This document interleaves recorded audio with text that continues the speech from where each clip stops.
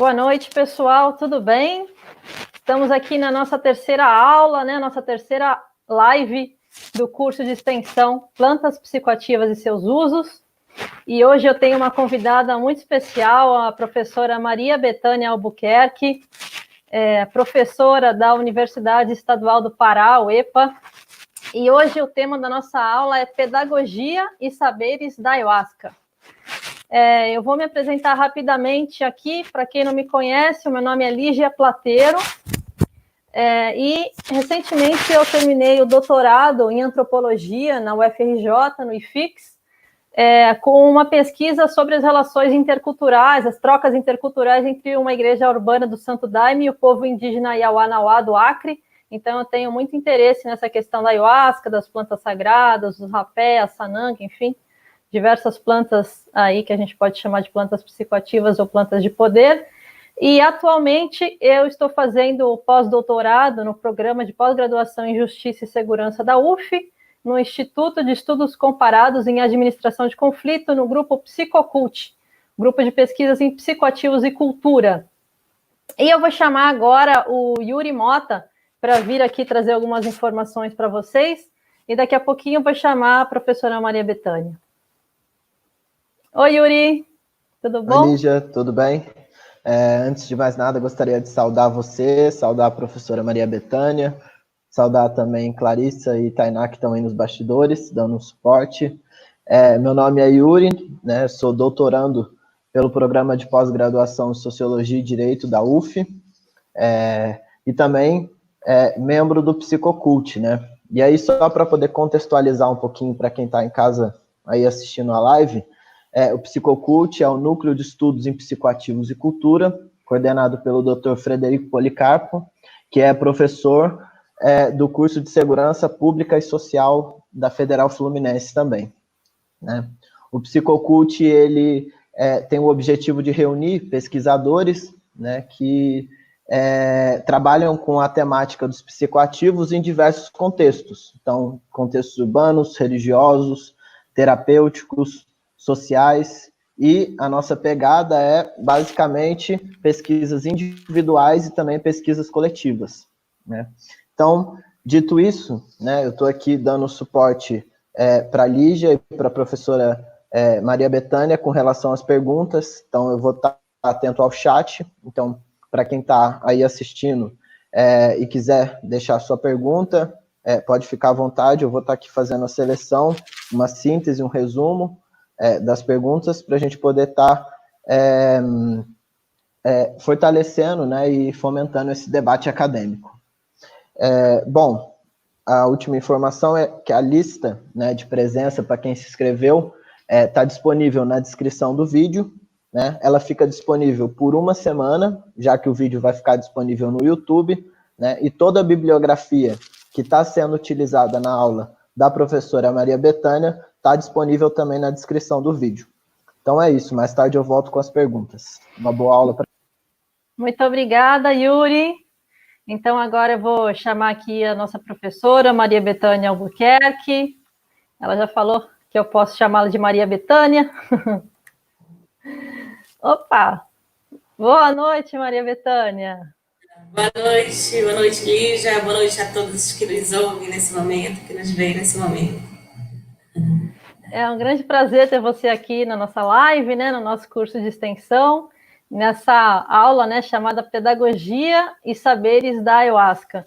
Então, né, seguindo o padrão como a gente tem feito aqui as nossas lives, eu gostaria de começar, então, perguntando para você, né, pedindo para você se apresentar um pouco como pesquisadora, falar um pouco da sua trajetória acadêmica, intelectual, dos seus vínculos institucionais. Queria inicialmente agradecer a Lígia, né, por esse convite, né, e essa iniciativa desse curso de extensão, né, e a todos os colegas aí que estão dando suporte, né, e dizer que é um prazer também estar aqui compartilhando dessas experiências, né, desses saberes, né. Então, eu sou professora titular da Universidade do Estado do Pará, né, já estou na universidade há 23 anos, né, esperando que Bolsonaro deixe de se aposentar, Eu trabalho na graduação, né, trabalho no programa de mestrado e, recentemente, nós também instalamos o programa de doutorado, né, então eu trabalho nesses 3 âmbitos do ensino, né. Trabalho nessa confluência entre história, filosofia e educação. Então, as minhas disciplinas, elas dialogam, assim, é um diálogo entre a filosofia, a história e a educação, né. E em meados de 86, eu fiz a minha graduação em pedagogia, né, na Universidade Federal do Pará, e nesse curso de graduação eu logo me apaixonei pela filosofia da educação, né, tinha uma professora muito interessante e as aulas dela de filosofia me seduziram para o campo filosófico, né. Então, terminando esse curso de graduação, eu fiz uma especialização em filosofia contemporânea, e, na sequência, eu fiz um concurso público para professora na ocasião, com a professora da Universidade Federal do Pará. E comecei, então, minha carreira acadêmica na Federal do Pará, né, concursada, né. Na sequência, eu fiz também o concurso para professora da UEPA e acabei escolhendo a UEPA. Achava que a UEPA combinava mais, assim, com o meu estilo de vida, a UEPA, sentia que ela era mais leve, assim, para eu conviver do que a Federal, né. Então, eu atualmente sou professora concursada também da UEPA, né, e trabalho já, como eu falei, há 23 anos, mais ou menos, nessa instituição, né. Então, como professora de filosofia e educação, eu exerci uma militância no campo da filosofia e educação por muito tempo, né, ajudei a construir um GT nacional de filosofia e educação, que se situa na Associação Nacional de Pesquisa e Pós-Graduação em Educação, a ANPED, e sempre tive uma postura crítica em relação a esse campo da filosofia e da educação, né, porque achava que era uma filosofia muito iluminista, né, muito atrelada aos cânones europeus e norte-americanos, né, e a toda uma racionalidade moderna, né. Fazia uma crítica também à filosofia da educação como uma filosofia descolada da cultura, descolada da vida das pessoas comuns, uma filosofia de costo para a vida, né. E aí, também, nesses momentos, assim, eu fazia também uma denúncia, né, da ausência de uma filosofia latino-americana nos programas de filosofia e educação. Eu também criticava muito a ausência de uma filosofia brasileira, né, e também a ausência das mulheres, né, basicamente, quando a gente estudava filosofia, eram sempre os filósofos, né, os homens filósofos, né, como se não houvesse mulheres na filosofia.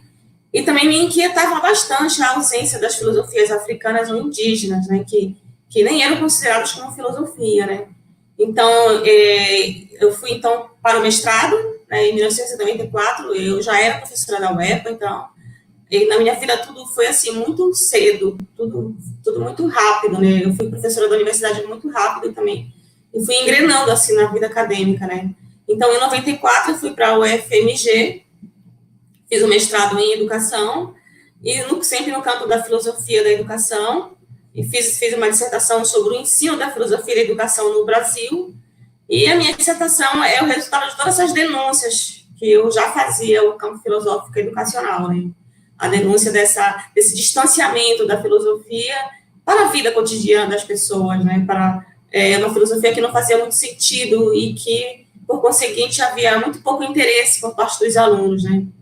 Então, uma filosofia também que eu considerava que era muito presa à história da filosofia, aos clássicos da filosofia, né? Como se ensinar a filosofia fosse apenas ensinar os clássicos da história da filosofia, né? Então, por conta das exigências da própria vida de professora da universidade, né? Em 98, eu fui para São Paulo fazer o doutorado, né?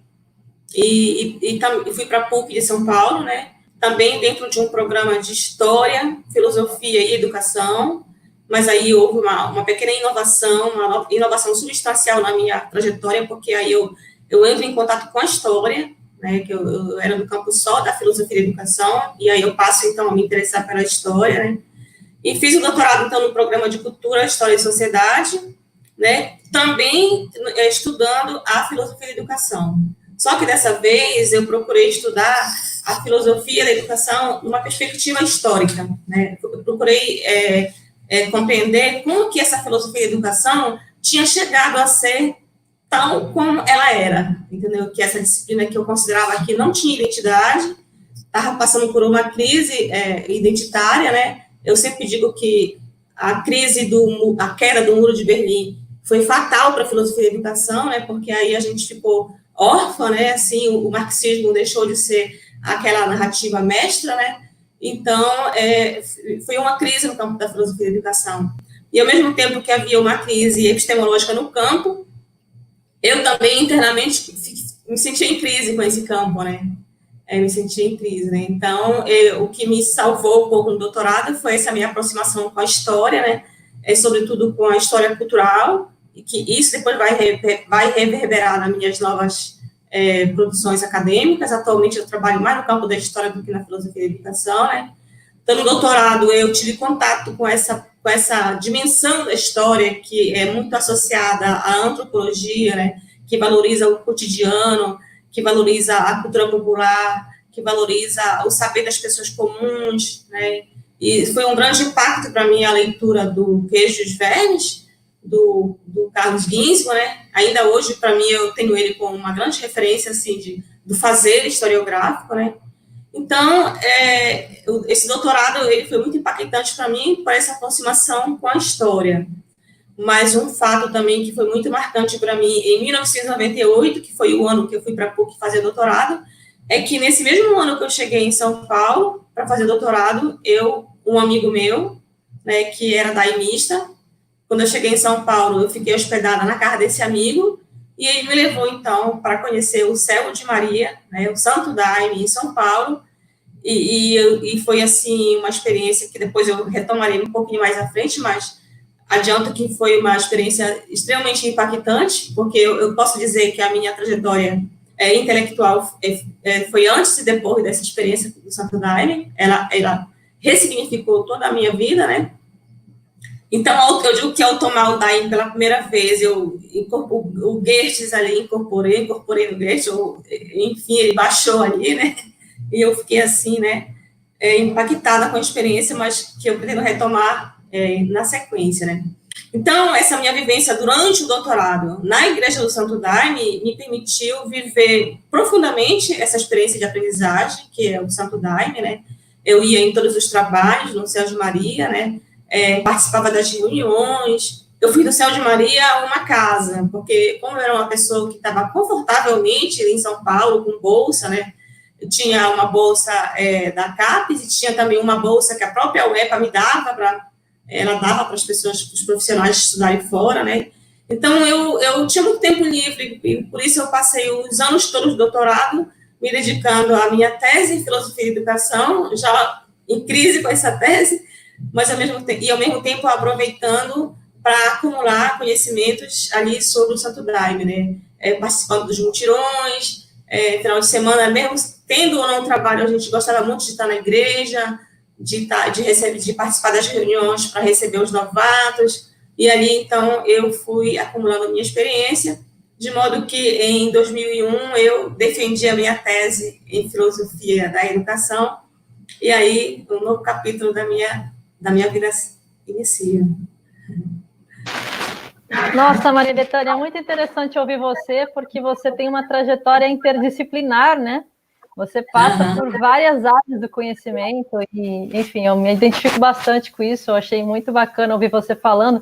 Também esse interesse, né, por autores latino-americanistas, né? Mais adiante a gente pode falar um pouco mais também sobre essa questão do seu pós-doutorado. Mas eu gostaria que você, não sei, se você quer falar um pouco mais sobre o próprio doutorado, ou a gente já pode falar um pouco mais sobre as questões de como você conheceu a ayahuasca.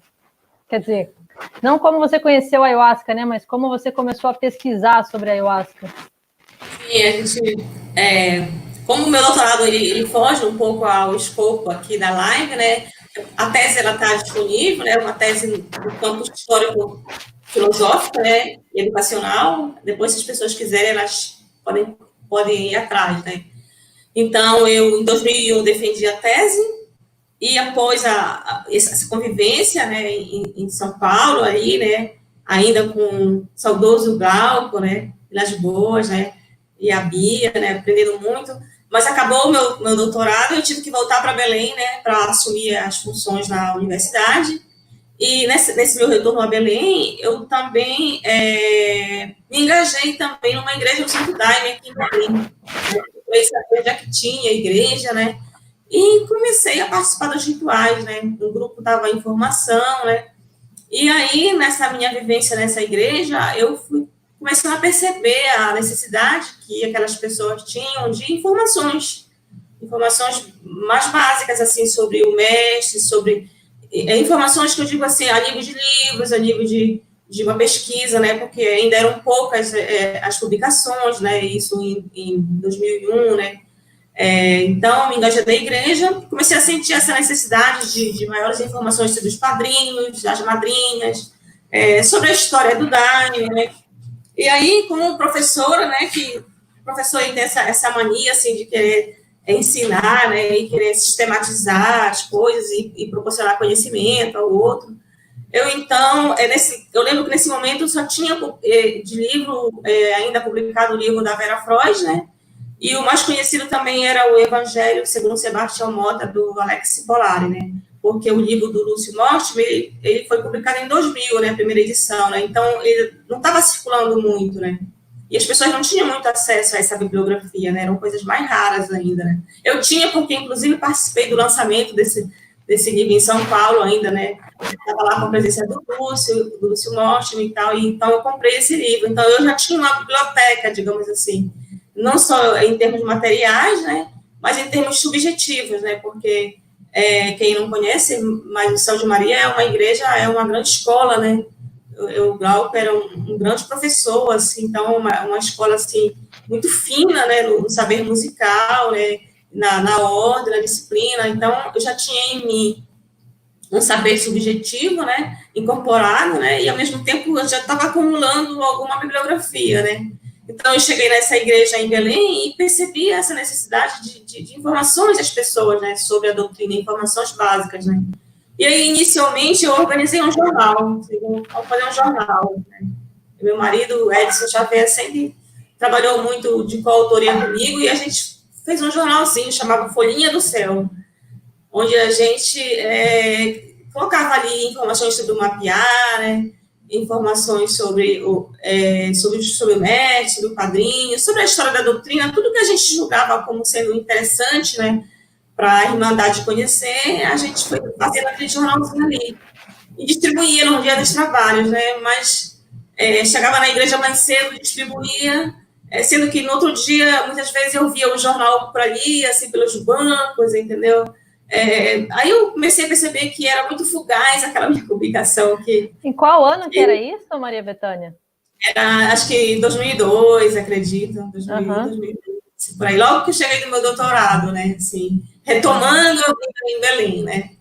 Então eu percebi que aquele jornalzinho não ia adiantar, assim, porque era triste ver o jornal, assim, as pessoas liam e ficavam por ali o jornal, né, eu digo, não, eu vou investir noutra produção, né? Mas eu posso dizer que essa experiência nessa igreja foi o meu primeiro pensamento, assim, de eu vou fazer um livro, né? Vou fazer um livro que as pessoas possam ter noções básicas do que é o Santo Daime. E eu pensava muito na época naquela coleção Pequenos Passos, que é a igreja, lembra? Pequenos Passos, o que é pedagogia, o que é educação. Eu pensava, o que é o Santo Daime, né? Então, eu imaginava, eu vou fazer um livro que a pessoa possa encontrar tudo que você queira saber em bases sobre o Santo Daime, em bases simples e introdutórias, didáticas, com letras grandes, assim, uma coisa assim, até um pouco que até uma criança possa ler, né, nesse sentido, né? Então, me inspirou muito a ideia do livro em um pequeno espaço, né? Mas me inspirou também nessa época, o Edson estava fazendo uma monografia de especialização e ele estava estudando a educação ambiental no Santo Daime. E aí, quando eu vi o trabalho dele, eu disse, olha, tem uma educação no Daime, né? E aí nesse trabalho, nessa monografia dele, surgiu pela primeira vez essa ideia de que o Daime era uma escola, né? Então, isso ficou na minha mente, né? Mas aí não tinha feito um livro, né? Eram só ideias. Desculpa, você falou do Edson? É o Edson? É seu esposo? Exatamente. A de São Xavier, né? Então, surgiu a ideia do livro, né? Mas uma coisa que deu um impulso muito grande nesse livro foi que, quando eu cheguei do doutorado também, para assumir as minhas funções acadêmicas na UEPA, a UEPA tinha acabado de criar um curso de ciências da religião, né? E aí, o curso de ciências da religião, eu fui olhar a grade curricular desse curso, tinha lá a filosofia da educação. E eu estava, assim, numa época muito empolgada com a religião, né? E quando eu vi aquele curso de ciência da religião, eu falei, é aqui mesmo que eu vou entrar. Então, eu larguei de mão o curso de pedagogia. Isso foi um movimento muito importante na minha vida, porque desde então, nunca mais eu dei aula na pedagogia. Atualmente, eu sou professora do curso de ciência da religião da UEPA, né? E é uma coisa muito interessante esse curso, porque geralmente os cursos de ciências da religião, eles se situam no âmbito das universidades confessionais, né? E a UEPA é uma universidade pública, né? Então, ela faz uma discussão científica sobre as religiões. Então, isso me atraía muito, o fato de que uma universidade pública estava fazendo um debate sobre as religiões, olhando-as a partir da ótica das ciências, né? E era uma variedade de religiões que existiu no curso. Mas o que me chocou bastante era o fato de que as religiões ayahuasqueiras não faziam parte do currículo do curso. Aí, então, aí a coisa assim, entendeu? Meio que vamos comprar uma briga aqui, né? Então, desde então começa a minha luta, né? Aí eu passei, então, a ser militante do curso de ciência da religião, né? E de lá eu não desgrudo, porque eu acho que é uma forma de eu garantir que se fale dessas religiões, né? Porque eu sempre considerei inadmissível um curso de ciência da religião na Amazônia que não discuta as religiões da Amazônia, como são as religiões ayahuasqueiras e outras, né? Como a pagelança cabocla, né? Eram disciplinas que elas têm um lugar muito reduzido no currículo, né? É um currículo que prioriza muito as religiões clássicas, né? Ocidentais, e investe muito pouco na Amazônia, né? Então, eu comecei a militar, a dar palestra, de repente já era até palestrante, comecei a ser palestrante, né? Ia falar do Santo Daime, né? E a falar para os alunos, coloquei o Santo Daime dentro das aulas de filosofia da educação, dei um jeito de encaixar esse conteúdo, né? Comecei a discutir a relação entre filosofia e religião, ou entre educação e religião. Comecei a vislumbrar essa ideia de que as religiões são formas de educar, né? E então, o fato de que a UEPA não tinha um debate sobre as ciências da religião, sobre as religiões ayahuasqueiras, e em particular o Daime, que era a religião que eu tinha mais conhecimento, isso, então, para mim foi, digamos assim, a gota d'água, dizer, não, eu vou escrever um livro, né? E aí, então, surgiu o meu primeiro livro, o ABC do Santo Daime, né? Eu vou pedir, então, aqui para a Tainá colocar o PowerPoint.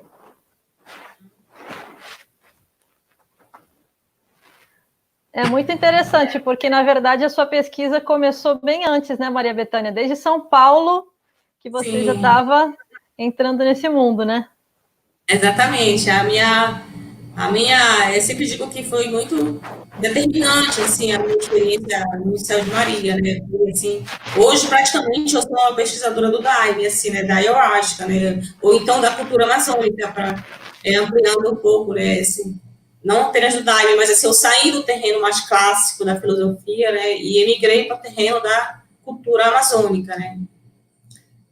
E então, o ABC do Santo Daime, fiz ele nesse sentido, né, de ser um livro amplo, né, um livro com informações introdutórias, né, não veio ali nem um aprofundamento, mas, ao mesmo tempo, é um livro que pode interessar as pessoas que estão querendo se iniciar nesse conhecimento do Santo Daime, né.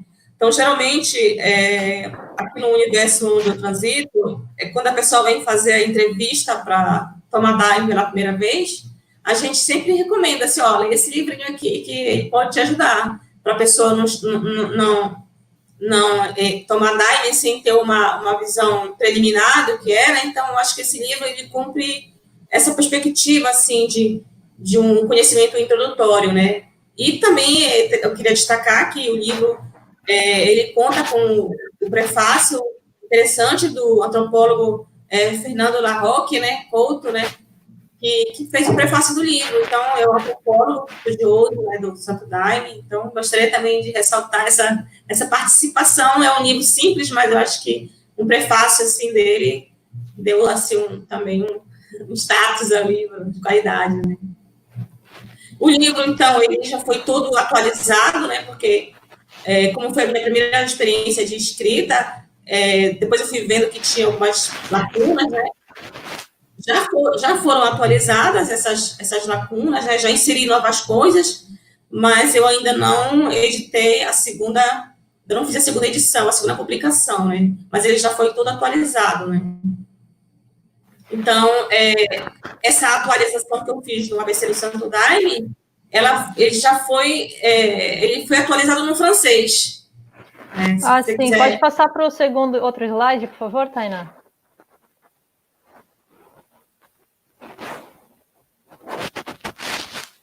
Este livro, né? Exatamente. Então, como eu falei, o ABC do Santo Daime, atualmente, ele já foi atualizado, né? Mas eu não publiquei em português ainda a versão atualizada, né? Ainda está circulando a primeira edição, né? Mas, algum tempo depois dessa publicação, o dirigente da Igreja da França, Claude Bauchet, ele me procurou, né? E falando para mim da situação difícil que se encontra o Santo Daime na França, né? Porque não é uma religião que está dentro da legalidade, né? Ainda é uma religião clandestina, né? E mais recentemente, inclusive, todo um processo de perseguição, de apreensão da bebida, né? Atualmente o dirigente ele responde a um processo, né? Na corte francesa.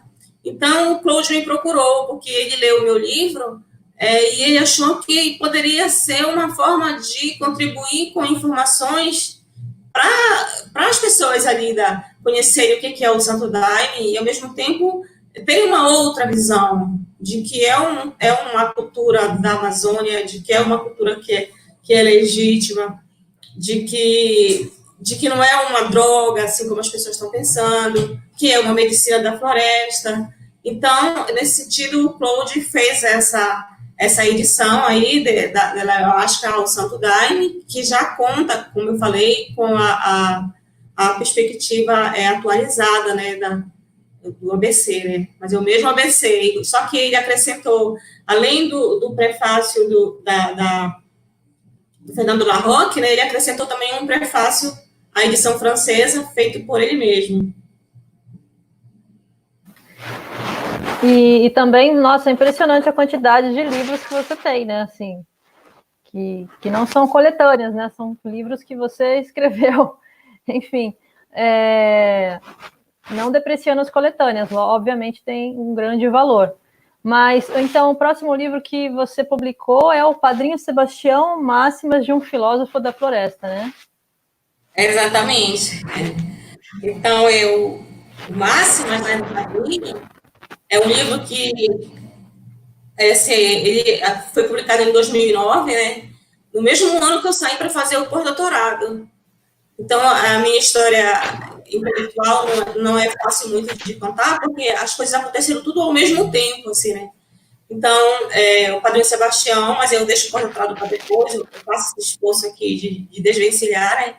Eu fiz esse trabalho sobre o Padrinho Sebastião, que é um discípulo, né, do Mestre Irineu. Mestre Irineu foi o fundador da religião Santo Daime, né? Já foi bastante falado, né? E o Padrinho Sebastião é um discípulo muito conhecido, assim, um líder, né, religioso, né? E nasceu na região do Juruá, no Amazonas. Foi um seringueiro. E o seu Padrinho Sebastião, ele nunca foi a uma escola formal de ensino, ele nunca sentou num banco da escola, né? Mas, ao mesmo tempo, o Padrinho Sebastião, ele era portador de muitos saberes. Ele foi mateiro, que é alguém que sabe andar na mata sem se perder, né? Alguém que conhece a floresta. Ele tinha amplos conhecimentos herbóreos, né? Das plantas e dos remédios, e também conhecia as árvores, né? e esse conhecimento das árvores, ele sabia fazer canoas com esse conhecimento, né, das madeiras, né, fazia canoas, fazia remos, né, construía casas também, e também era um construtor, né. Ele também foi um caçador, o padrinho caçava, o padrinho pescava, o padrinho se tornou um rezador, ele é conhecido como um médico das beiradas do rio, né? E o padrinho também foi benzedeiro, o padrinho também foi parteiro, o padrinho foi músico, né? E também foi um grande líder religioso, né? Então, as pessoas conhecem mais o padrinho como líder religioso. Poucas pessoas conhecem em detalhes esses múltiplos saberes do padrinho, que, por acaso, é o meu mais recente investimento, o meu mais recente livro que eu estou escrevendo, né, que depois eu falarei um pouquinho dele, né, que vai abordar esses múltiplos saberes do padrinho, né. Então, o padrinho, como líder religioso, ele tinha uma característica muito interessante, que era o fato de que ele gostava de dar preleções. Gostava muito de falar. Ele falava de madrugada, 4 horas da manhã, ele reunia as pessoas na casa dele, e lá ele dava preleções, né, para as pessoas, assim, preleções ricas de conhecimentos, né, e essas preleções, elas foram gravadas. Elas foram gravadas e elas constituíram um livro muito importante na religião Santo Daime, que é o Evangelho segundo Sebastião Mota. Então, assim, todo daimista que se preze deveria pelo menos assim conhecer, né? Deve ter ou sabe que existe, né, esse Evangelho segundo Sebastião Mota, né?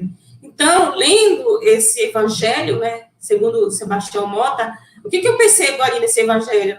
Que o padrinho tinha certas frases de efeito, frases fortes, frases que me remetiu a essa ideia de máximas, né, de máximas filosóficas, né, assim como tem assim as máximas de Platão, as máximas de Kant, o padrinho tem algumas máximas aqui, né, era um pensamento encharcado de metáforas do cotidiano, metáforas bíblicas, metáforas até de outros conhecimentos, de outras religiões, né, e esse pensamento que é construído por aporias que se interligam, isso me chamou muita atenção. Então, por exemplo, o padrinho dizia, eu sou pobre, mas também sou rico. Ele dizia assim, tá vendo um sapo? É feio, mas é também uma vida bonita. E o céu, sabe onde está o céu? Está aqui na terra. Então, eu fui começar a ver esse pensamento, o padrinho aí tem uma lógica de pensar aqui que me lembra até o Tao Te Ching, né? Lembra até a Lao Tse, né? Essa coisa da unidade, da diversidade, né? Então, eu fui lendo o Evangelho do Alex Polari de Alverga, né? Que o livro ele tem uma introdução do Alex Polari de Alverga, mas o restante do livro são preleções do padrinho, né? Então, eu fui lendo essas preleções, eu fui fichando elas, e depois eu dei uma ordem para elas, estabeleci alguns temas, né? Porque eu via que o padrinho, ele fala sobre o amor, aí eu fui catalogando, né, o amor, sobre o dinheiro, sobre o medo, sobre o conhecimento, e ficou um livrinho, tipo aquele Minuto da Sabedoria, que você pode abrir, é um livro de mensagens, né, é interessante também, entre as máximas do padrinho, o que ele fala também sobre as mulheres, né, ele também tem um pensamento sobre as mulheres, um pensamento, eu digo, eu não vou dizer feminista, mas é um pensamento de valorização das mulheres muito interessante, né? E está lá nessas máximas do padrinho, né? O que ele pensa sobre as mulheres, né? Assim como o que ele pensa sobre vários temas, né? E fiz, então, esse livro, né? E o livro conta também com um prefácio muito interessante, né? De um grande seguidor do padrinho, que foi o Maurílio Reis, que foi um dos hippies que teve uma importância muito grande na história do padrinho, junto com o Lúcio Mortimer e outros tantos hippies, né, que dialogaram com ele e estabeleceram trocas culturais muito interessantes, né. Mas o que achei interessante é que quando eu mandei esse livro, o projeto para a Universidade do Estado do Pará, né, que eu sempre publico meus livros, eu tenho uma tendência a publicar pela editora da universidade, né, porque eu acho que o livro, ele também ele cresce em valor, né? O livro torna-se um livro acadêmico. Meu livro não são livros acadêmicos, né? São institucionais, né? E no primeiro momento que eu mandei para a editora, o livro foi reprovado. A editora falou que não ia publicar porque não se tratava de um filósofo não acadêmico. E aí, então, novamente, eu me vi ali, digo, não, vamos lá, vamos discutir, então, aqui o que é filosofia, né? E eu, então, comecei a perceber essa visão eurocentrada da filosofia, né? Que silencia, uma visão que silencia modos outros de pensar, que não o modelo europeu ou norte-americano do pensamento filosófico, né? E, afinal de contas, eu indagava quem foi que estabeleceu definitivamente que a filosofia é grega, que a sua lógica de pensar ela tem que ser exclusivamente assentada na lógica racional moderna, ou que as pessoas desescolarizadas não podem ter um pensamento próprio e original, como era o caso das máximas do Padrinho, né? E aí, então, eu pensava também, e se fossem as máximas de Platão, as máximas de Descartes? Se eu tivesse entregue um livro para a editora sobre as máximas de algum desses grandes filósofos, certamente seria publicado, né? E foi então que eu estabeleci um diálogo assim ali feroz ali com a editora, né? E vamos discutir o que é filosofia e vamos redimensionar essa noção aqui, porque essa noção é muito colonialista. Também eu gostaria de destacar que, nesse momento, eu já estava trabalhando dentro de um programa de pós-graduação, né, que eu falei quando eu cheguei do doutorado, né, eu entrei nesse programa. E esse programa de pós-graduação, ele tem uma linha de pesquisa que é muito interessante, né, aproveito e faço uma propaganda da nossa linha, que chama-se Saberes Culturais e Educação na Amazônia, né?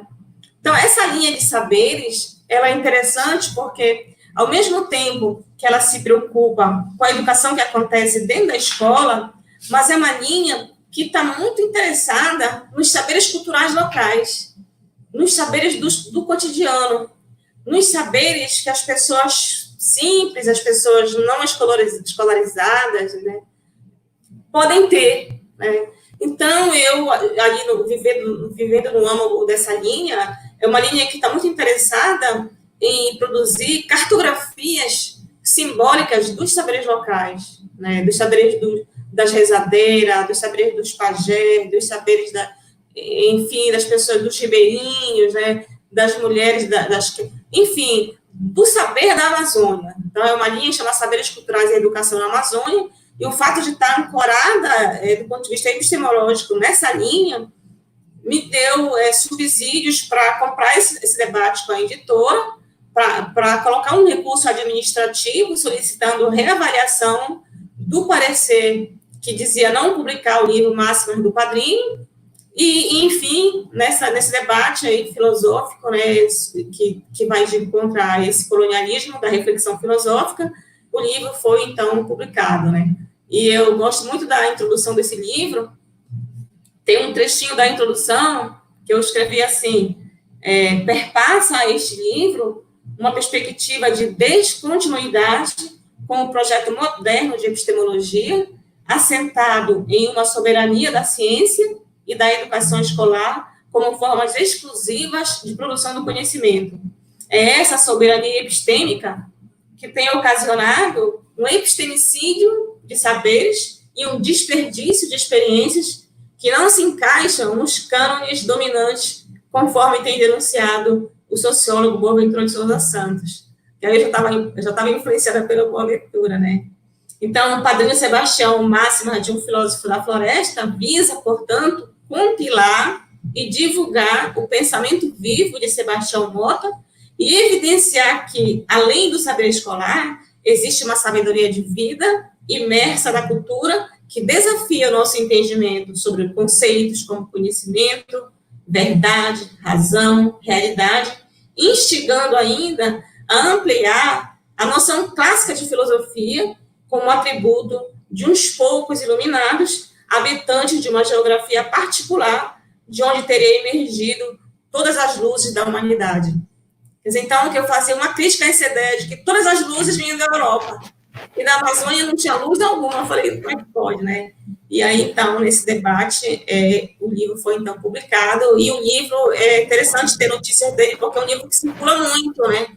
E ele costuma ser lido nos trabalhos de concentração do Santo Daime. No auge daquele silêncio, assim, a pessoa abre uma página e lê com calma e tranquilidade as máximas do Padre Sebastião, que é o padrinho falando ali, né, nas suas afirmações fortes, curtas, mas que dizem muito. Então, essa foi um pouco a história do Máximo, gente. Que bonito. Então, interessante costurar essa ideia, né, de você traz essa valorização de saberes não hegemônicos, né, que muitas vezes são considerados como superstições, não é mesmo? E então, vamos passar para o seu segundo livro, Beberagens Indígenas e Educação Não Escolar no Brasil Colonial. Então, o Beberagens Indígenas, para falar dele, eu tenho que voltar um pouco ao doutorado, ao trabalho de Daime que eu fiz em São Paulo, né? Como eu falei, na minha vida as coisas aconteceram tudo muito junto, assim, né? Então, quando eu fiz esse trabalho de Daime, em 1998, no Céu de Maria, né? Ali eu percebi, assim, claramente que se tratava de uma bebida professora, né? Porque os próprios hinos afirmam constantemente que a planta é uma professora, né? Só que eu estava no meio do doutorado, né? E eu não tinha como escrever sobre aquilo, mas a ideia ficou gravada, né? E eu afirmei para mim mesma que um dia eu retomaria essa ideia assim que eu pudesse. E de modo que em 2009 eu decidi fazer o pós-doutorado, né? E eu pensei, bom, eu vou agora no meu pós-doc, que eu estou livre, né? Porque o pós-doutorado é um estágio, né? E você não tem uma obrigação de defender assim uma tese com um rigor acadêmico que tem o mestrado ou o doutorado, né? É como que você pode dar asas à sua imaginação, né? Eu falei, bom, agora então eu vou estudar, vou ficar livre, vou fazer o que eu quero e vou estudar então educação pelas plantas na Amazônia, né? Então eu pensei nisso e aí então eu pensei assim, eu vou fazer um levantamento de fontes sobre a ayahuasca no Brasil colônia. Essa mania de historiador, né, que ele tem que ir na colônia, né? O historiador, quando ele não vai na colônia, ele vai na Grécia Antiga. Essa mania que a gente tem de as origens, né? Vou ver como é que surge essa bebida, né? E aí eu enveredei assim, a ler os relatos de viagem. Eu li as cartas jesuíticas, várias cartas jesuíticas que estão todas publicadas, né? É um material que é de fácil acesso, né? Porque estão publicadas. E existem inúmeros relatos de viajantes que andaram pela Amazônia, né? E eu comecei a procurar nesses relatos indícios, né? Me apropriando aqui do Ginsburg, né? Uma categoria que fala que se trabalhar com os indícios. Eu comecei a procurar indícios sobre a ayahuasca na Amazônia colonial. E eu não achei nada, assim, eu não sei também porque eu também era inexperiente, é um tipo de fonte, né? Muito particular, os relatos de viagem, eles foram escritos em 1500 e 1600, né? Tem relatos, são escritos coloniais, né? Geralmente o europeu que escreve, né? Então é uma linguagem diferente do nosso, né? Do nosso, mesmo traduzindo, mas são problemas, não é tão fácil de ler essas fontes, né? De modo que eu não achei fontes sobre a ayahuasca, mas aí me chamou muita atenção o fato de que eu encontrei muitas referências sobre uma outra bebida, que foi o cauim. Eu comecei a perceber que aqui na Amazônia, no Brasil como um todo, os índios eram grandes amantes das beberagens, né? E, em especial, os Tupinambá. Né? Os Tupinambá, que é uma etnia que habitava toda a costa do Brasil, inclusive aqui na Amazônia. Os Tupinambás não faziam nada de sério sem antes estarem bêbados. E eu falei, como assim, né? Que é isso, né? Então, eu comecei a perceber que esses relatos traziam informações sobre uma prática cultural amplamente disseminada entre os indígenas do Brasil colônia, que era a prática de beber, tomar uma bebida, que é o cauim, feita de frutos, de raízes, né? Existem 50 e poucas espécies de cauim, cauim de abacaxi, cauim de caju, cauim de macaxeira, que é feito com a saliva das moças, né? E é uma bebida preparada exclusivamente pelas mulheres índias, né? Mas não é qualquer mulher, é as mulheres mais bonitas, as mulheres mais jovens, né? Os homens não podiam se meter nesse preparo, né? E eu fiquei assim, esse ritual, se quiser mostrar a imagem do ritual do cauim. Então, esse ritual, ele me chamou muita atenção, né? Você pode ver aí as pessoas, os índios, né? Todos com ornamentos plumários, né? Com maracá, com cunhas na mão, tomando aí o cauim, né? O seu cauim de macaxeira. E essa festa, esse ritual que acontece em diversos momentos da vida cultural indígena, desde que a criança nasce, eles bebem. Quando a menina fica menstruada, também faz uma beberagem. Quando o menino perfura os lábios, é outra beberagem. Se casa, bebe também. Se morre, também bebe. Antes de ir para a guerra, também bebe. Bebe nos mutirões. Sim, bebem nas situações mais difíceis para ser resolvidas. Os tupinambás, como eu falei, eles não decidem nada de sério sem antes estar bêbados, né? Pode passar outro. E é um ritual que dura 3, 4 dias, né? E tem uma ética, né? Tem uma etiqueta tupinambá, né? Que ao beber, nada se come. Nada se come, né? Só é permitido comemorar o vinho. Depois de estarem todos bêbados, depois de esgotar todos os potes, né? Aí é que pode comer. Essa imagem mostra assim, o preparo do cauim feito de macaxeira, né, que eles cozinham a macaxeira, as mulheres, né, elas deixam esfriar a macaxeira, depois elas se sentam, elas mastigam a macaxeira e elas põem para fermentar essa bebida, deixam 3 dias fermentando até ele ter o teor alcoólico necessário. O Tupinambá dizia que vinho bom é o vinho que embriaga. Esse negócio de vinho que não embriaga, isso não presta. Entendeu? Então, tem toda uma... Então, o que eu percebia, né? Que é um ritual perpassado por valores.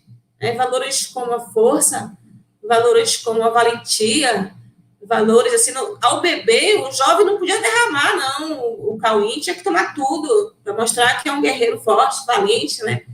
Então, o vinho bom também, se quiser mostrar outros slides, o vinho bom também é aquele que faz vomitar. Então, essa imagem, por exemplo, mostra um grande ritual de beberagem, né? Como que as pessoas, os índios iam, todos arrumados, né? Com ornamentos plumários, né? As mulheres aí abaixo, né? Servindo a bebida, né? Um aí que está abaixo vomitando, né? Como eu falei, vinho bom é aquele que faz vomitar, né? Por que é bom? Porque faz com que, além de eu fazer uma limpeza, né, no organismo, ele estaria apto a beber de novo, a beber novamente, a continuar bebendo, né? Então, os fizeram amantes das beberagens, e ao perceber que nesses rituais saberes circulam, eu constatei, então, que as beberagens funcionam como uma prática educativa. Porque o que é uma prática educativa? É toda a relação onde há circulação de saberes. Se há um saber que é repassado, e se há pessoas que aprendem, que vão repassando esse saber, né, então ali tem uma educação. Isso, então, eu já estava com esse interesse, né, no campo histórico, né, e aí foi quando, basicamente, eu emigrei mesmo da filosofia da educação para o campo da história da educação, e comecei a fazer um questionamento, né, epistemológico ao campo da história da educação, né, porque a história da educação no Brasil, ela é muito a história da educação escolar, daquilo que acontece na escola.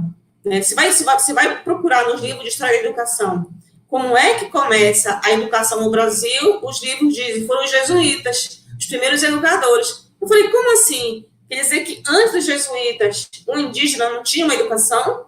Eles não se educavam? Os valores não eram repassados? Como é que o pai ensinava o filho? Como? Bebendo. bebendo também se aprende, né? Então, essa é a pegada do livro, né?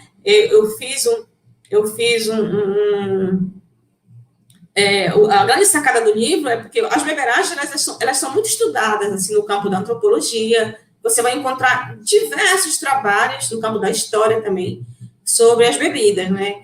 Mas são raros os trabalhos que afirmam que há uma educação que atravessa, perpassa as práticas de beber. Não as práticas de beber exclusivamente, mas as práticas de se alimentar como um todo, né?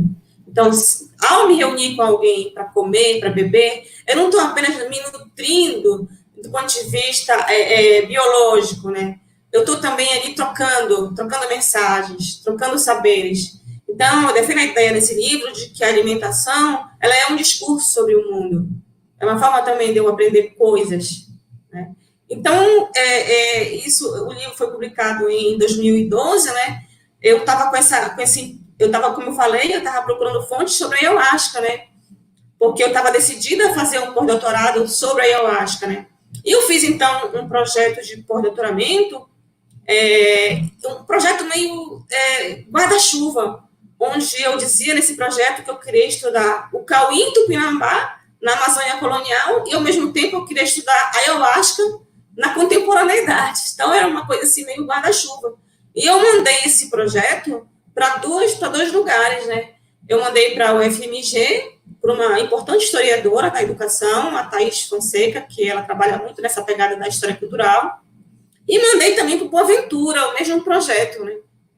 E aí a resposta foi interessante, né? Porque a professora da UFMG falou para mim que ela tinha muito interesse no projeto na parte que diz respeito aos Tupinambá do Brasil Colônia, e o Boaventura também achou super instigante a ideia de eu estudar ayahuasca na contemporaneidade, porque já era uma bebida que ele já tinha tomado na Colômbia, então ele achou essa ideia de plantas professoras muito instigante.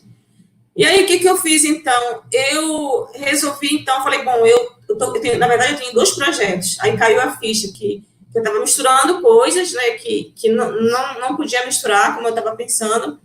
Aí, o que eu fiz? Eu fui para o pós-doc, que eu vou retomar daqui a pouco, né, com o tema da ayahuasca.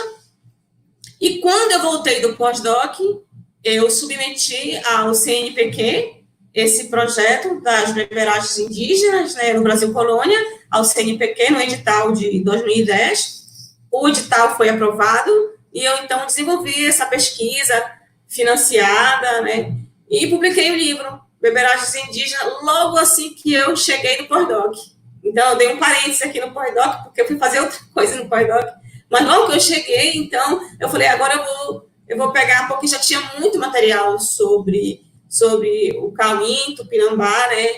E aí, com esse edital, o livro também, ele ganhou um prêmio, né? Um prêmio aqui na Fundação Cultural Tancredo Neves, né?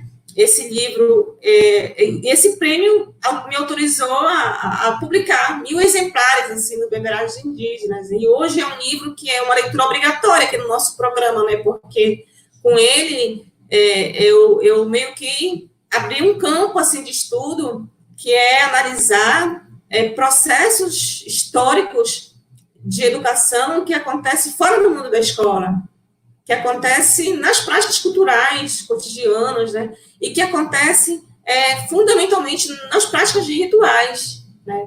Então, nesse período, nesse ano de 2010, ainda, quando eu estava costurando esse projeto ainda, eu, então, empolgada com essa ideia de que existe história da educação não escolar e que essa história precisa ser conhecida, porque é uma história silenciada no campo historiográfico brasileiro, assim, no campo da educação, na história da educação. Então, eu, juntamente com uma colega, a professora da UEPA, a professora Socorro França, que também é uma intelectual do campo da história da educação.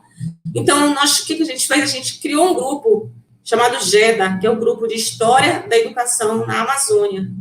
Então, essa minha colega, nesse grupo, ela analisa a história da educação que acontece em instituições, nas escolas formais, né, nos intelectuais da Amazônia, e eu ali coordeno uma linha, que é essa linha que analisa processos históricos de educação que acontecem nas práticas cotidianas de pessoas comuns, né? nomeadamente nos rituais, né? Então, diversas pesquisas de mestrado eu tenho orientado nessa linha de analisar a educação nos rituais, né? Então, tem alunos que pesquisam a educação no candomblé, a educação no terreiro do tambor de mina, a educação nas práticas de ladainha, a educação nas práticas de pagelança, vendo os terreiros do candomblé, os terreiros de pagelança como espaço de educação, vendo o pajé como um educador, vendo as entidades, né, como educadoras, e aí eu amplio essa noção de educador para além do humano, porque a nossa educação ela é toda de base humanista, né, não posso nem dizer educação, mas a sociedade mesmo, ela dá um valor muito especial ao ser humano, e ela não considera que agentes não humanos possam também nos educar, né? Mas aí quando você entrevista o pajé e pergunta com quem que você aprendeu, ele vai dizer, foram as entidades. As entidades me levaram para o fundo dos rios e lá eu aprendi. Eu falei, então, além do pajé ser um educador, que já é uma ideia que é inovadora, porque geralmente as pessoas pensam que o educador é apenas o professor que se formou, que se fez um mestrado, que fez doutorado. Eu estou dizendo que não, que o pai de santo é um educador, que o pastor é um educador, que o padre e o pajé também são. Quer dizer, além disso, eu estou dizendo também que as próprias entidades são educadoras e que o fundo dos rios, ou as florestas também, para onde geralmente essas pessoas elas vivenciam as suas iniciações nesses lugares, então o fundo do rio também é um lugar de educação. Então eu trabalho muito com a ideia ampliada, com a ideia de uma educação como cultura, com a ideia de que existem múltiplos lugares e formas e processos e agentes, sujeitos da educação. E aí, então, é nesse sentido que o Beberá de Indígenas, ele forja, digamos assim, um campo de debates da educação para além do humano, né, que eu vou retomar depois com o meu pós-doc. Isso, então, aí o seu próximo livro está relacionado ao seu pós-doc, né? Pode passar para a próxima figura, Tainá, o Epistemologia e Saberes da Ayahuasca. Exatamente, né? Aí eu vou... Como eu falei para vocês que tudo aconteceu assim, tudo muito junto, assim, né? Então, eu vou ter que retomar um fato passado, né? Que vou retomar, então, aquele ritual, né? O ritual de Daime, propriamente dito, né? O impacto desse ritual na minha vida, né? Porque a primeira vez que eu fui numa igreja, assim, com fada e tudo mais, assim, com essa estrutura, foi ali no Céu de Maria, né? Eu já tinha tomado o Daime uma vez nas florestas aqui do Pará, mas era um grupo, assim, ainda também bem em formação, né? Na mata, né? Então, eu considero que a minha primeira experiência mesmo, assim, profunda, foi essa minha experiência que eu vivi ali no Céu de Maria, né? Então, eu fui num inário, nesses inários que duram de 10 a 12 horas de bailada, né? Primeira vez que eu vi as pessoas ali, todo mundo fardado, com aquela roupa branca, né? Uma grande ordem, né? No salão, assim, tudo sincronizado, né? Todo mundo com um caderno na mão. E os hinos que falavam do mestre Irineu como professor, e o Daime como uma bebida que ensina. Então, essa experiência, ela teve um grande impacto na minha vida, né? Mas eu digo que não foi um impacto de todo, só um impacto espiritual. Eu chamo esse impacto de um impacto cognitivo também, místico cognitivo, né? Porque foi ali que eu digo que o Goethe baixou, assim, né? Eu me senti ali, uma antropóloga em campo, né? Eu falei, gente, o que é isso aqui? Eu vi um campo de pesquisa ali se descortinar, né? Porque eu era pedagoga, né? De base, né? E essa ideia de que uma planta pode ensinar, como assim? Como assim eu posso aprender com uma planta? Porque quem vem do campo da filosofia aprende que a filosofia da educação aprende que o ato de ensinar é um ato exclusivamente humano. Então, foi muito chocante para mim. Eu tive que desconstruir toda a noção que eu tinha de educação e para poder pensar que muitas pessoas, quando elas querem aprender coisas, elas não necessariamente consultam as escolas. Às vezes, elas podem consultar os fungos, as cascas, as folhas, os cipós, consultam plantas e perguntam coisas para essas plantas. E o espírito das plantas responde. Falei, mas que? Então, eu estou diante de uma forma de educação inusitada, né? E aí eu fui, né, atrás dessas ideias e fui observar que isso tem muito a ver com a cosmologia ameríndia, né? Com as cosmologias indígenas, né? Porque dentro das cosmologias indígenas é que tem essa ideia de que cada organismo, né, planta ou animal, os objetos do mundo natural, os lagos, as rochas, as montanhas, todos eles têm mãe, né? Eles têm o seu dono, eles têm o seu espírito, né? Então, eu fui percebendo que as plantas elas eram também investidas dessa subjetividade, né? E aí, um autor que me ajudou muito foi o antropólogo Luiz Eduardo Luna, né? Porque ele cunhou essa ideia de plantas professoras, né? E aí, eu fui, então, desenvolver exatamente esse conceito que vou me segurar aqui, para dizer que a ayahuasca ela é uma planta professora, vou me segurar aqui no Luna e vou desenvolver essa ideia. A ideia de que, sob certas condições, né, algumas plantas têm a faculdade de ensinar as pessoas, permitindo o acesso a uma série de conhecimentos, né? Isso é um choque, porque, como eu falei, a pedagogia, ela pensa muito na educação escolar, né? E aí, um importante intelectual no campo da educação, que é o Miguel Arroyo, ele tem uma pergunta que me interessava, que ele indaga o seguinte: mas por onde é que passa o pedagógico? Será que o pedagógico passa apenas pela instituição escolar? Passa apenas pela escrita? Passa apenas pelos livros? Né? E aí eu indago, passa apenas pelo professor na sua forma humana? Por que eu não posso aprender com uma planta? E eu descubro, então, que há um silenciamento, né, de uma diversidade de formas de aprender. Na verdade, os homens aprendem de diversas formas, e essas formas outras de aprender, elas tendem a ser silenciadas, né? É aquilo que o Boaventura chama de um epistemicídio, né? É a morte dos saberes, porque eles são colocados como ausentes, né? Como é o caso das pessoas que aprendem com as plantas, né?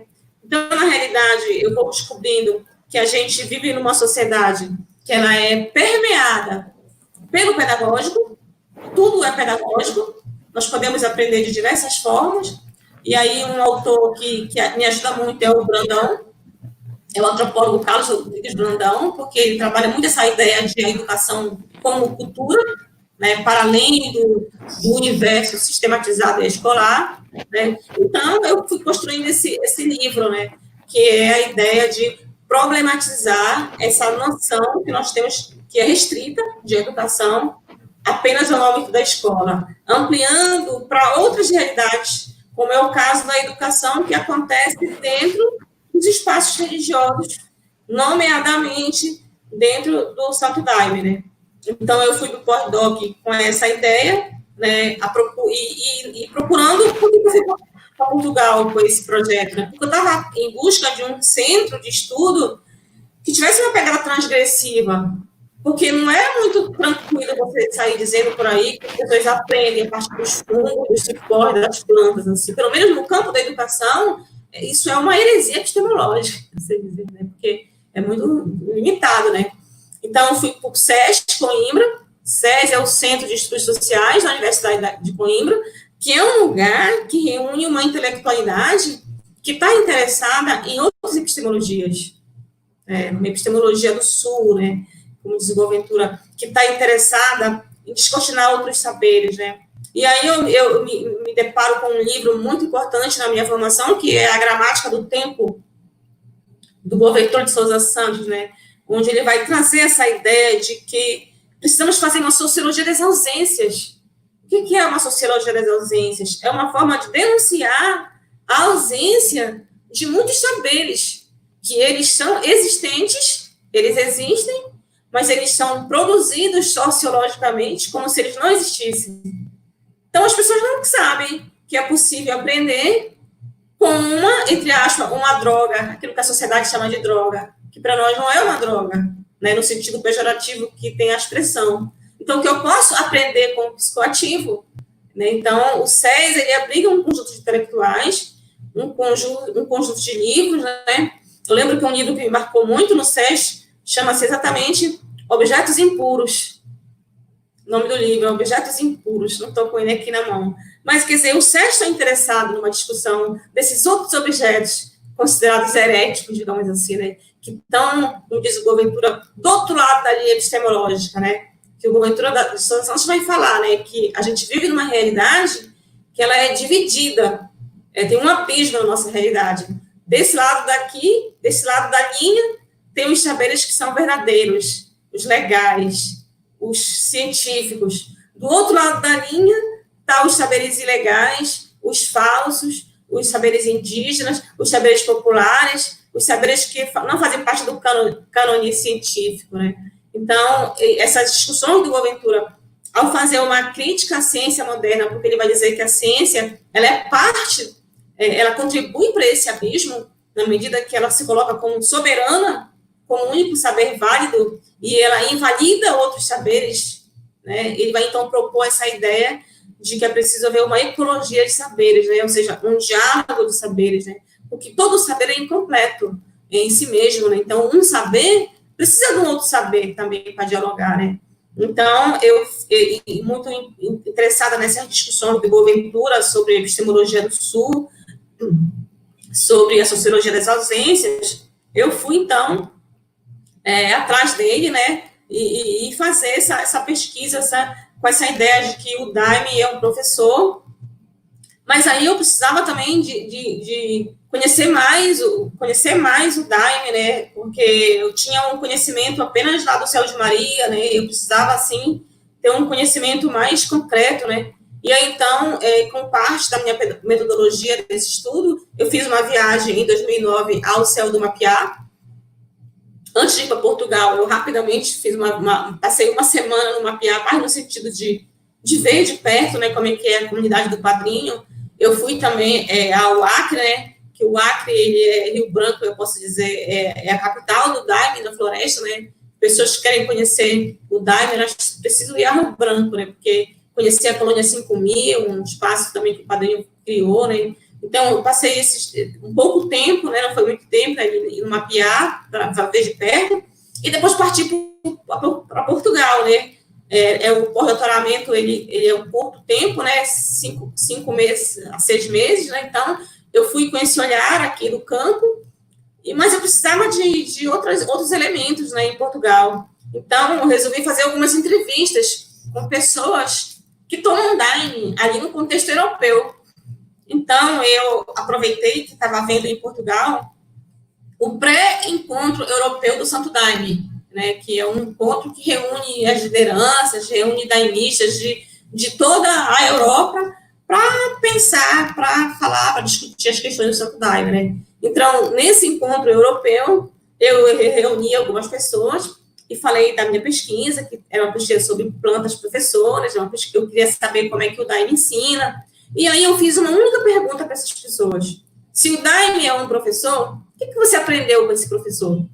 Nessa eu fiz uma única pergunta, né? Então eu entrevistei pessoas que tomam Daime no Brasil, mas que estavam lá em Portugal, portugueses, eu entrevistei pessoas da Espanha, pessoas da Bélgica, eu também fiz uma visita à Holanda, entrevistei uma pessoa da Holanda, uma pessoa que é de Israel, que toma Daime. Eu procurei, assim, um leque de pessoas de lugares diferentes e que tomam Daime. E eu fiz uma única pergunta, que é o que você aprendeu, né? E com base nessas respostas, eu fiz um mapa dos saberes da Ayahuasca, né? E descobri, assim, que são várias coisas que as pessoas aprendem, né, com o Daime, né? Um dos saberes que despontou, né, porque nesse meu livro, eu acho que na página 136 desse livro, tem esse mapinha, assim, um quadro com esses saberes, né? Mas, na impossibilidade de falar de todos os saberes, eu destaco aqui os saberes de natureza ambiental, né, que é o fato de que as pessoas, quando tomam Daime, elas se interessam pelo conhecimento das plantas, pela feitura da bebida, pela plantação, pelo manejo, né, pela questão da floresta, né, porque o cipó, né, ele precisa da floresta para ele existir, né. Então, essa dimensão ambiental, que por sinal foi o tema da tese de doutorado do Ricardo Montelli, né? Ele estudou essa dimensão etnobotânica das plantas. Então, isso é um saber que emana dessa experiência, né? Você passa a tomar Daime, você passa a se interessar naturalmente pelas plantas, pelo cipó, pela rainha que compõe essa bebida, né? Então, um outro saber é o saber religioso, né? Então, a pessoa toma Daime e, de repente, ela se depara com a realidade, com o fato de que existe alguma coisa além do que a matéria, né? Pessoas que começam a se indagar se Deus existe, e essa questão nem estava colocada na vida delas. E, de repente, isso parece ser uma realidade. Elas se deparam ali com a existência de entidades, né? Jesus, Maria, José, e Iemanjá, e todo um mundo religioso. Aprender a rezar, pessoas que não sabiam rezar, e, de repente, quando vê que com o texto na mão, tá rezando ali no Pai Nosso, Ave Maria, Salve Rainha. Então, isso é um saber também que emana dessa religião, né? O saber medicinal também, né? Não é incomum as pessoas você participar de um ritual, tomar Daime e sair de lá com uma sensação, nossa, eu preciso fazer uma consulta no cardiologista, que o Daime me deu uma informação de que eu preciso fazer um check-up. Então, o Daime ajuda no diagnóstico de doenças. Existem já vários estudos do Daime no tratamento, né, da adição, né, no abuso de drogas, né, e as dimensões terapêuticas do Daime, né, acho que, inclusive, esse foi o tema um pouco da fala hoje do professor Juarez Bonfim, na live que ele fez hoje, né. Então, estudos do Daime no tratamento da depressão, né, também o Daime na utilização do parto, né. A Vera Frois é uma intelectual que tem estudado essa questão junto com a Adelise, essa questão de como que o Daime ajuda, né, no parto. Então, são saberes medicinais que as pessoas, elas adquirem a partir do momento que elas passam a consumir essa bebida, né. Um outro saber que eu acho também muito interessante são os saberes de natureza cognitiva, né, que é você aprender coisas. Um exemplo mais evidente sou eu mesma, que foram ideias que surgiram, né.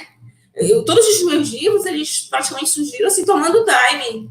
Ali, tomando Daime, eu te falo, faz um livro sobre isso aqui. Isso aqui dá um livro, né? Então, é um êxtase cognitivo que eu acho que eu estou até hoje nesse êxtase, porque não para de ter ideias, né? Então, pessoas que desenvolvem essa capacidade de memorizar conhecimento, de aprender línguas, né? Você vê que muitas pessoas no estrangeiro, onde tem o Santo Daime, elas cantam na língua portuguesa, né? Então, o Daime ajuda as pessoas a desenvolver habilidades linguísticas, né? Aprender a ler também, né? Um exemplo clássico, né, disso foi o Padrinho Sebastião, que o Lúcio Mortimer, que é um dos seus biógrafos, diz que o Padrinho Sebastião aprendeu a ler dentro de uma miração. Tomou o Daime e aí ele viu as letras se juntando e formando as sílabas, e lá ele aprendeu os mecanismos da leitura. Então, isso é um saber de natureza que eu fiz uma classificação, né? Eu classifiquei, fiz um quadro, né, fiz um mapa e chamo ele de natureza cognitiva, né? Você aprender coisas, assim, né? Então, aprender línguas, enfim, né? Um outro saber que eu acho também muito interessante é o saber de natureza estética, né? Porque o Daime é uma religião, a educação do Santo Daime é uma educação estética, né? Porque é uma religião que quase não tem, assim, alguém dando preleções ou falando, é uma religião que é cantada, né?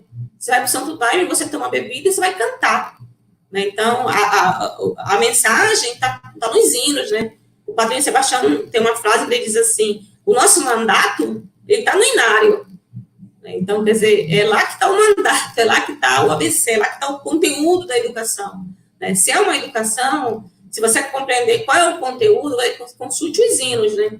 Então, as pessoas tomam Daime e desenvolvem habilidades musicais interessantes, né? Para citar um saber estético, né?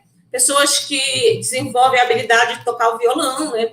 E quando eu entrevistava pessoas, por exemplo, tem uma entrevista que eu fiz com uma moça que ela diz assim, eu toco violão, inclusive, eu nunca tive aula. Eu digo que quem me ensinou foi o Daime. Então, nas minhas entrevistas, quando você pergunta, por que você aprendeu a tocar? Foi o Daime que me ensinou. Entendeu? Eu toco porque o Daime... Isso, diversas pessoas que aprenderam a tocar, a cantar, né? Mas também a desenhar, mas também a pintar, né? Então, existe todo um universo estético de produções, né, de pinturas, chamadas pinturas visionárias, né, que são produzidas a partir do efeito da bebida na vida das pessoas. Então essa bebida, ela engendra saberes, né? E um saber também é um saber filosófico, né? Que é uma capacidade também das pessoas indagarem sobre a vida, sobre o sentido da vida, né? Sobre a morte mesmo, sobre o destino, sobre para onde eu vou depois que eu morro. Então, são questões de natureza existencial, né? Que permite ver que a ayahuasca é uma planta que ensina coisas para as pessoas, né? Então, são vários saberes, né? Esses são apenas alguns exemplos, né, para mostrar que há uma pedagogia da ayahuasca na medida em que as pessoas aprendem coisas, né? Agora, é claro que essa pedagogia, ela tem algumas características muito particulares, né?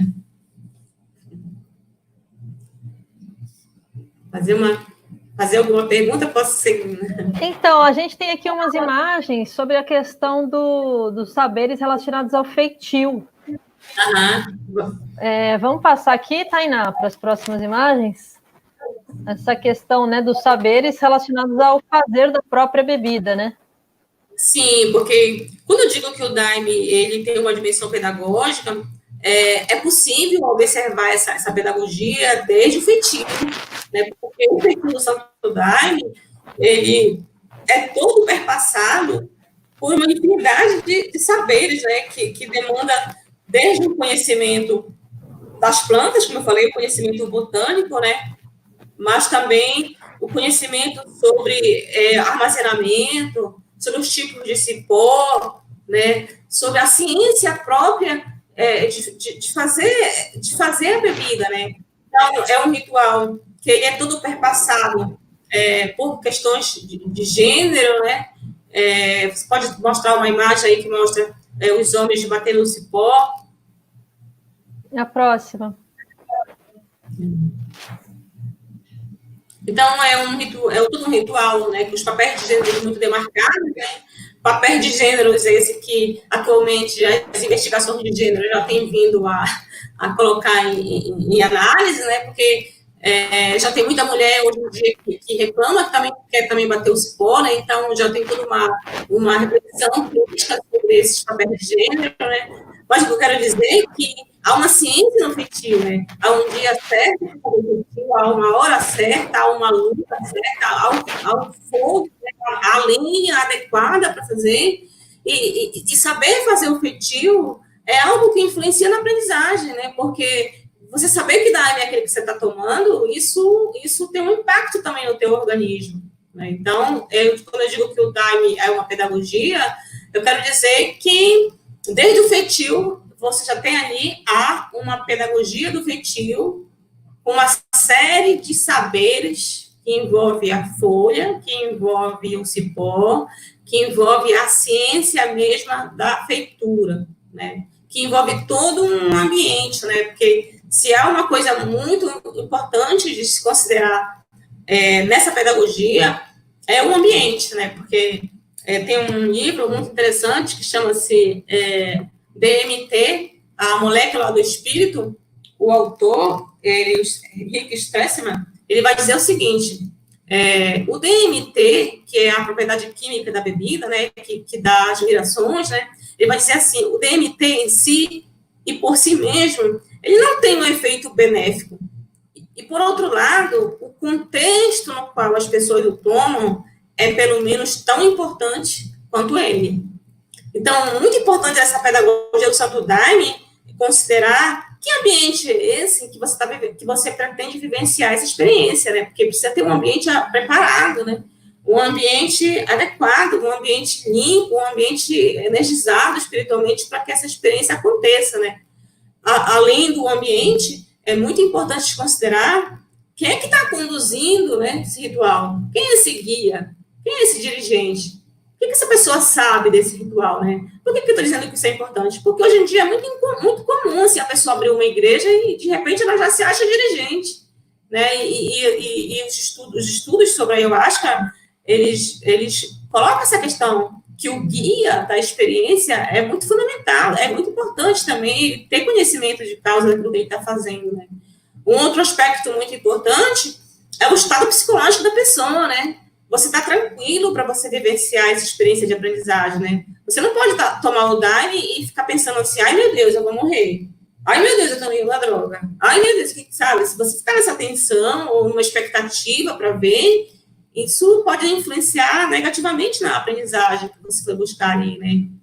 Então, um outro fator muito importante dessa pedagogia é a dieta, né? Porque eu posso dizer essa é uma bebida ciumenta, né? As plantas também, elas têm evolução, né? Então, o Daime, ele exige que você esteja com o corpo limpo, né? Ele não admite que você tenha comido certas coisas antes, depois vai ingerir o Daime, né? Porque precisa fazer dieta, precisa uma dieta que ela é tanto orgânica, né? Mas é também uma dieta psicológica, né? Uma dieta assim das emoções, né? Você está tranquilo, calmo, né? Então, a dieta tem uns significados profundos, né? Mais do que essa questão meramente orgânica, né? E um aspecto muito importante também que também tem a ver com o feitio, é o trabalho do feitor, né? Porque o feitor, ele é quem conhece a ciência da feitura da bebida. E por que eu acho que é um trabalho muito importante? Porque hoje em dia também é muito comum as pessoas, elas participam de um ritual, elas participam de um feitio, e daqui a pouco elas estão fazendo Daime. Já se acham um feitor, entendeu? E eu estou dizendo que para fazer o Daime, na verdade não é eu que estou dizendo, né? A gente fez uma entrevista, Ricardo Monteles fez uma entrevista e eu participei também como importante feitor da doutrina, né? O seu Newton Caparelli, e nessa entrevista ele fala que tem uma coisa muito, que além do domínio científico, né, técnico, vamos dizer assim, é preciso também ter uma compreensão espiritual do processo, porque o ponto de que a bebida está boa ou não, né, de que está ok para tirar do fogo, quem dá esse ponto são as entidades, né, são as entidades do astral que dão esse ponto, né, então não é qualquer pessoa que participou de algum ritual ou de outro que já está apto, né, para fazer essa bebida. Não? Então, o feitor, o conhecimento dele também implica nesse processo de aprendizagem todo, né? Porque dependendo desse Daime que você está tomando, ele pode estar um Daime agradável de tomar, ou pode estar um Daime azedo. Então, tem Daime que estraga também, porque o Daime é uma bebida não orgânica, né?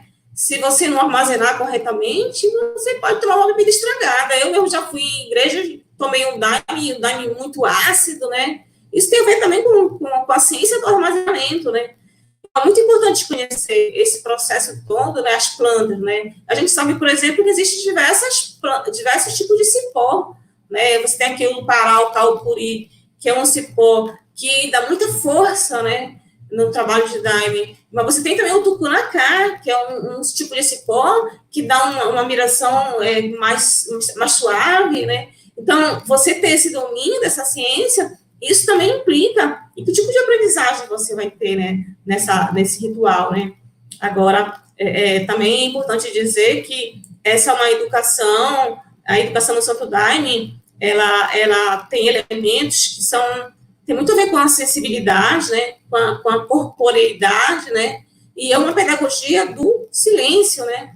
Então, diferente da pedagogia ocidental, onde a gente dá muita evasão à palavra, ao verbo, aqui a pedagogia é da quietude, aqui a pedagogia é do silêncio, e tem até uma dimensão que é a dimensão da inefabilidade, quer dizer, nem tudo eu posso falar. Às vezes eu quero dar uma palavra e não consigo falar sobre o Daime, porque o Daime me cala. Então, esse silêncio também, há também uma pedagogia do silêncio que caracteriza essa pedagogia. Então, esses são alguns elementos, né, porque são muitos, a gente não tem como esgotar, mas só para dar uma ideia do que atravessa essa pedagogia. E uma característica muito importante é o fato de que o professor não é um humano. O professor é uma planta, o professor é um vegetal, né? E isso acarreta indagações epistemológicas muito complexas, né? Que é você pensar que é possível aprender também com entes não humanos, né? Então, tem toda uma discussão na filosofia, na sociologia, nas ciências sociais, aí, sobre, né, aprender com entes não humanos, que não está no nosso previsto aqui na nossa live, mas eu gosto mais dessa deixa de que tem vários intelectuais que estudam hoje, né, essa possibilidade de que eu posso aprender com as pedras, eu posso aprender com os rios, eu aprendo com as entidades, né, eu aprendo com, enfim, há um universo de professores que a própria pedagogia desconhece. É isso. É muito gostoso ficar te ouvindo, Maria Bethânia. Queria aproveitar, então, e pedir para você comentar sobre os últimos livros, né? Os livros nos quais você está se debruçando no momento, o Mestres da Ayahuasca e o último, né? Sabências do Padrinho Sebastião. Comenta um pouquinho dos seus 2 trabalhos, então, por favor. Então, como eu falei que tudo acontece tudo muito junto, né? Então, os livros também acontecem junto, né? O meu próximo livro chama-se Mestres da Ayahuasca, né? Também foi um insight que eu tive a partir de um trabalho de Daime, né? Que me ocorreu essa necessidade da gente conhecer melhor esses mestres, porque são muitos mestres, né? Então, nós temos esse livro, então, ele reúne uma coletânea, né? Que é organizada por mim, com o Vladimir Sena Araújo, que é um intelectual, que atualmente, acriano, né, que atualmente está fazendo pós-doutorado no Rio de Janeiro, e a gente se juntou para pensar esse livro juntos, né, que chamamos pessoas que têm teses, que já têm dissertações sobre os mestres Daniel, da Barquinha, o mestre Gabriel, da UDV, a madrinha Francisca da Barquinha, o padrinho Sebastião, o mestre Irineu. Então, a gente reparou que já existiu diversas teses e dissertações que trazem informações sobre esses mestres, mas isso está disperso. Então, o que a gente pensou, vamos fazer uma coletânea biográfica com a vida desses mestres. Então, a gente acionou essas pessoas que têm teses e dissertações e propusemos que elas escrevessem um capítulo sobre a vida daquele mestre. Então, o livro, naturalmente, começa com o mestre Irineu, que é o fundador de todo esse movimento das religiões ayahuasqueiras, e aí vai passando pelo padrinho Sebastião, mestre Gabriel, mestre Daniel, mestre Antônio Geraldo, madrinha Francisca, né, eu acho que posso estar esquecendo algum mestre, mas essa é a ideia do livro, Mestres da Ayahuasca, né? Infelizmente, o livro conta apenas com uma mestra, né, que é a madrinha Francisca, né? Embora exista uma série de mulheres que são mestres na Ayahuasca, só que essas mulheres, elas não foram ainda estudadas. E a gente fez esse livro a partir de teses, de dissertações que já estão prontas, né, sobre esses mestres. Então, fica essa lacuna aí, fica essa deixa de estudar também as mulheres ayahuasqueiras na sua maestria, né. O livro vai ser publicado pela Mercado de Letras, né, conta, então, com a minha organização e do professor Vladimir Sena Araújo, de Rio Branco, né. E em breve, assim, daqui para outubro, no máximo novembro, a gente está lançando essa coletânea. Então, chama-se Mestres da Ayahuasca, aguardem, vai ser um livro muito legal. Estamos aguardando. Eu, inclusive, nesse livro, eu faço um capítulo sobre o padrinho Sebastião, né? E o meu outro livro, que eu estou aqui, está em processo, né? Ele está no meu computador ainda, mas ele está adiantado também, chama-se Sabências do Padrinho, né? Que justamente eu vou retomar aqueles múltiplos saberes, né, do padrinho Sebastião, porque as pessoas, geralmente, elas conhecem o padrinho líder religioso. As pessoas não conhecem a vida, conhecem pouco, vamos dizer assim, a vida do padrinho como um caçador, né? O padrinho que pescava, o padrinho que tocava nas festas do Seringal antes do Daime.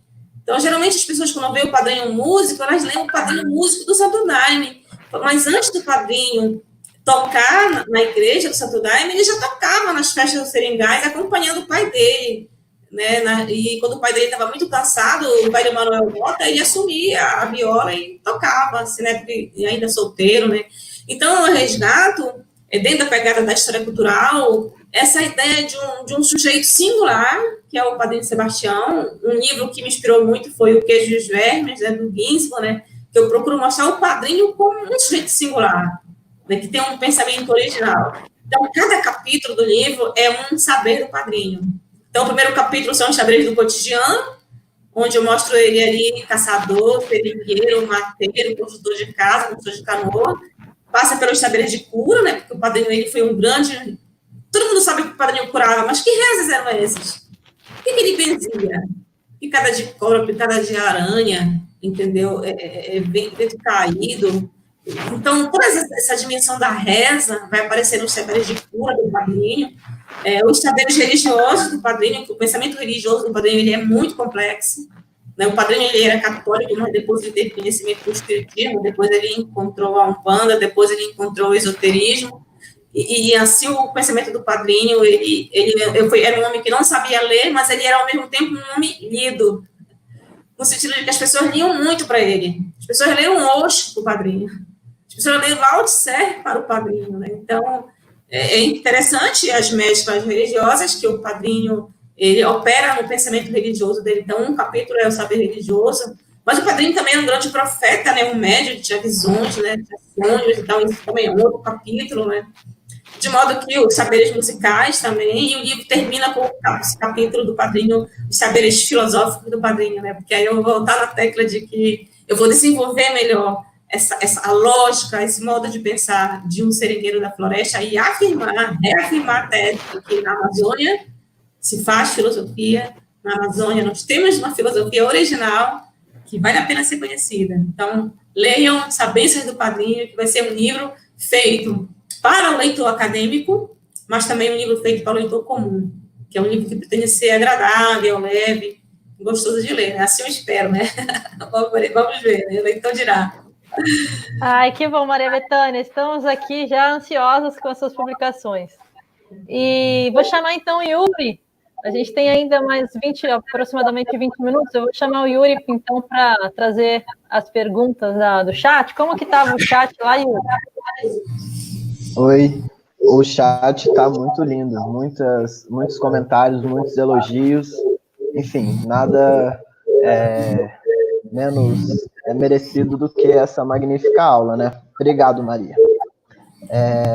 Bom, vou trazer aqui então as perguntas. E antes eu queria fazer um comentário, enfim, não é uma pergunta, né? Algo só que me instigou aqui em um comentário seu, que assim, que eu achei muito interessante, né? Que os ensinamentos, né? Você disse que estão muito concentrados também nos hinos, né? Na musicalidade, né? E aí eu fiz a relação com a live do Francisco Savoy, né? Que a Lígia também convidou aqui para o Diálogos com a Lígia, e está disponível no YouTube, que ele vai falar também que a relação do Rastafari e da cannabis, né, para fins religiosos também está muito ligado com o reggae e com o Nayabing, né, que também é a musicalidade. Enfim, então fiz essa relação assim e trago só esse comentário, não é nenhuma pergunta. Então, partindo assim, mais especificamente das perguntas, né, eu queria agradecer a Clarissa, a Amanda Veloso, a Ana Flecha, o Guilherme Borges, a Celi Rocha, enfim, que fizeram aqui as perguntas. E assim, elas vão mais no sentido, tanto por um lado, da sociedade em geral, né, quanto por um lado acadêmico.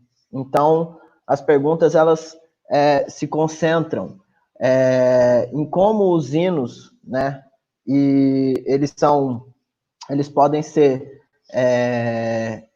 como os hinos eles podem ser considerados, né, e ser trazidos para as temporalidades atuais, né, de pandemia.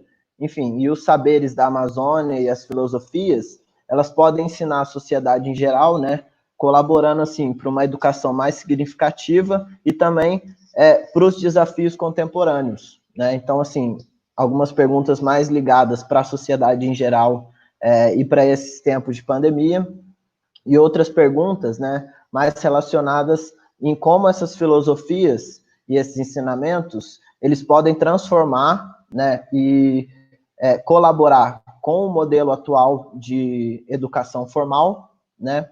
E não só o modelo de educação, enfim, básico, mas também acadêmico, né? Enfim, essa relação entre a filosofia acadêmica e a filosofia tradicional. Enfim, e como essas plantas elas podem ser utilizadas na formação humana ocidental, né? Ocidentalizada. Então, assim, basicamente são esses dois grupos de perguntas que eu notei, né? Como na sociedade em geral e na educação acadêmica. Então, você falou dos hinos, na música, né? Lembrou o trabalho do Francisco, né? Também queria lembrar aqui a dissertação do Lucas Castrup, né? Que é um trabalho muito interessante também, que justamente vai analisar essa questão dos hinos, né? E só para lembrar, assim, que é um trabalho que quem quer conhecer sobre os hinos do Santo Daime, né, eu acho que tem várias fontes, mas essa é uma fonte, assim, de responsabilidade, assim, muito interessante o trabalho do Lucas, né. E é aquilo que o Padre Nil fala, assim, quando ele diz assim, o nosso mandato está no inário, né. Praticamente, para diversas situações da vida, existe um hino, entendeu? Um hino que está ali que pode te responder, né?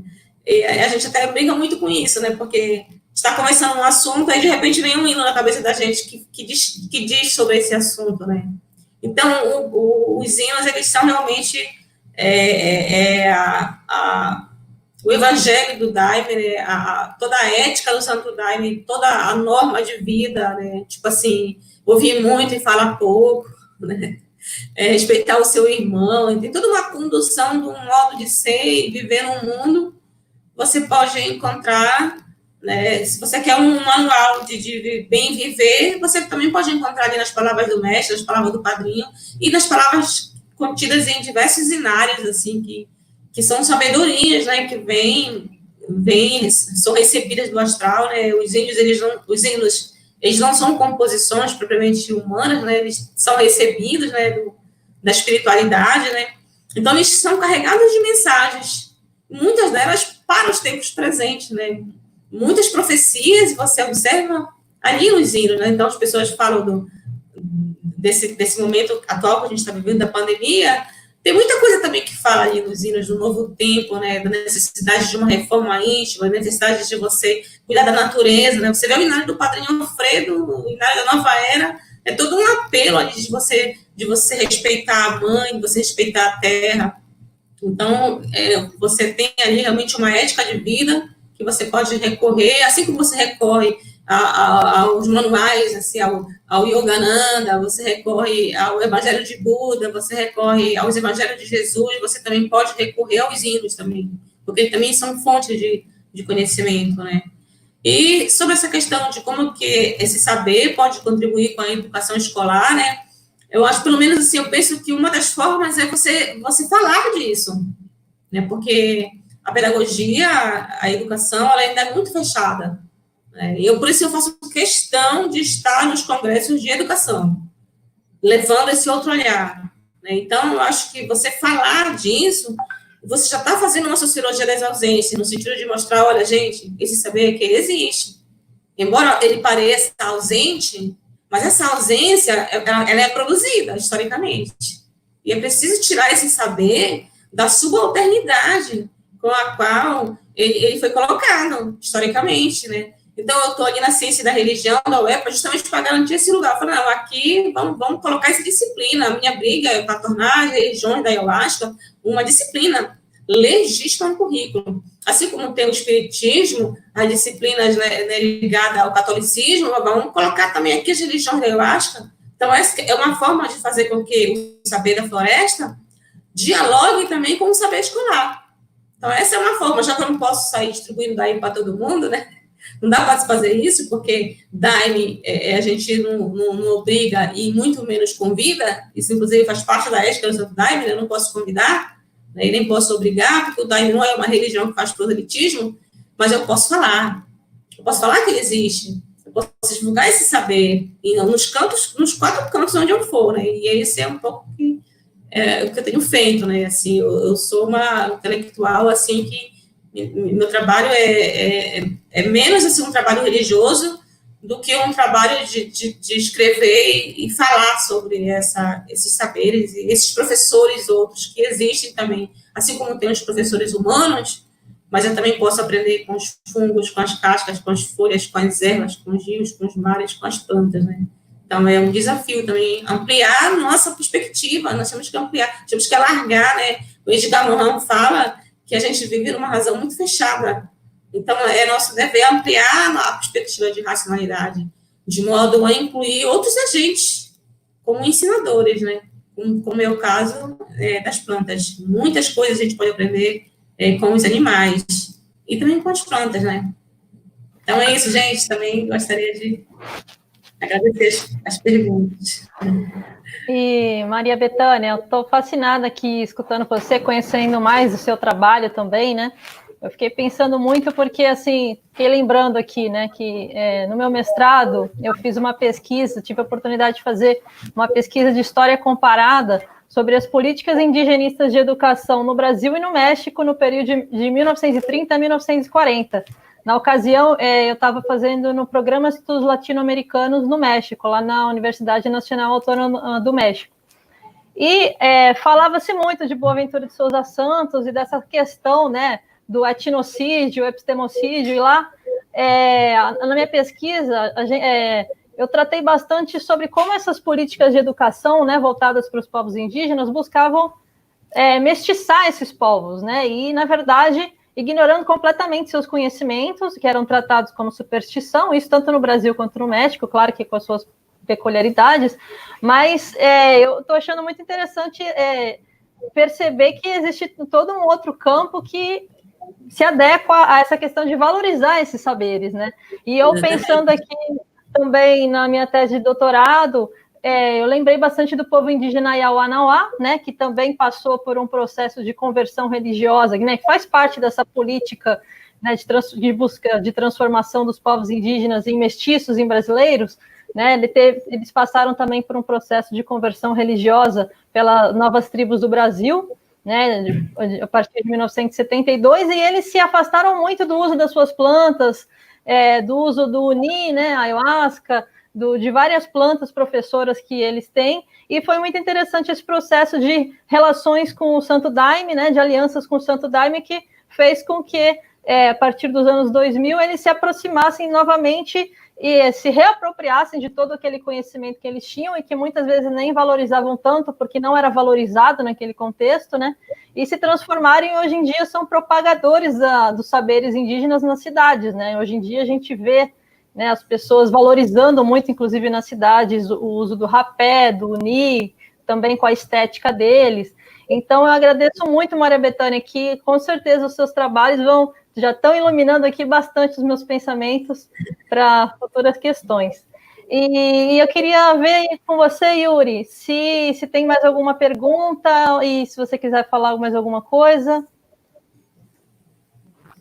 Bom, Lígia, eu queria, então, só agradecer, né, Maria Bethânia, pela aula, agradecer também pelo convite, Lígia, a gente está podendo colaborar aqui, e mandar, assim, um salve para todo mundo que está interagindo no chat, né, que às vezes não tenha feito uma pergunta, mas que está aqui de prontidão comentando. Então, Matheus Otti, Paloma Moreira, Ana Luísa Joffre, Joel Júnior, Ramon Nonato, Francisco Coelho, a Vitória Brasiliense, Andrés Almeida, Jana Capes e a Clordana Aquino. Enfim, são pessoas que também estão sempre aí ativas nas nossas lives. Então, queria agradecer também a todo mundo que comentou, né?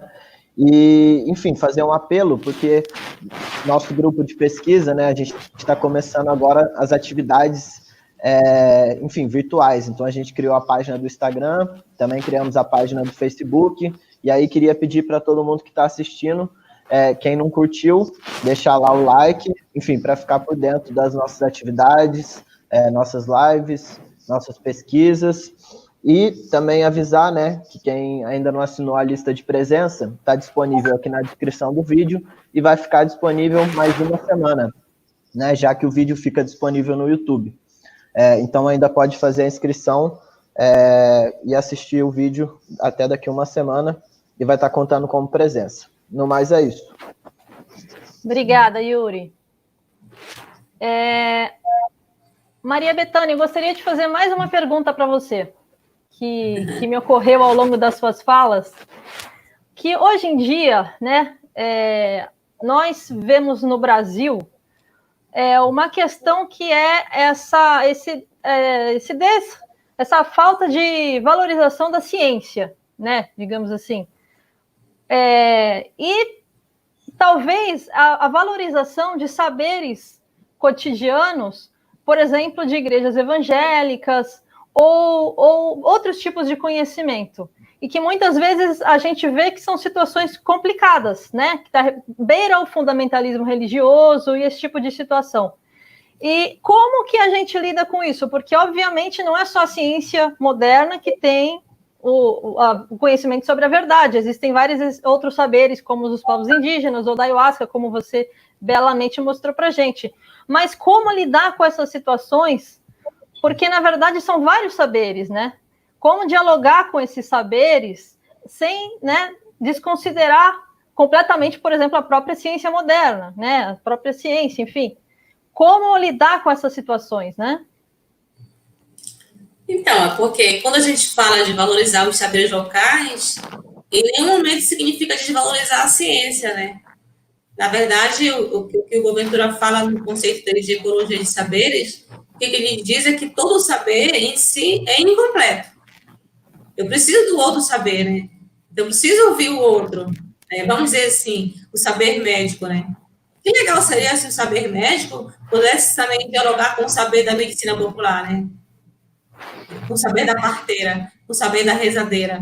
Então a questão é fazer o diálogo entre os saberes.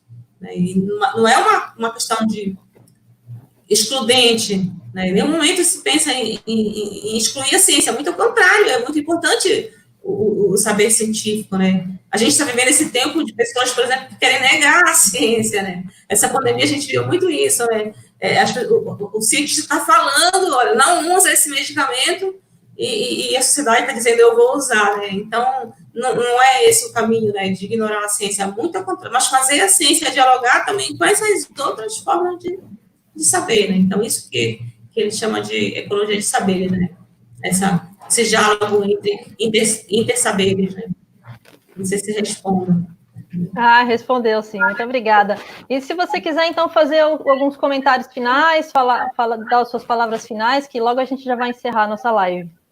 Na verdade, eu queria só mesmo agradecer, né, a você, ao Yuri e a todas essas meninas aí que estão aí nos bastidores, né, mas que estão nessa organização, né, a ideia desse curso muito legal.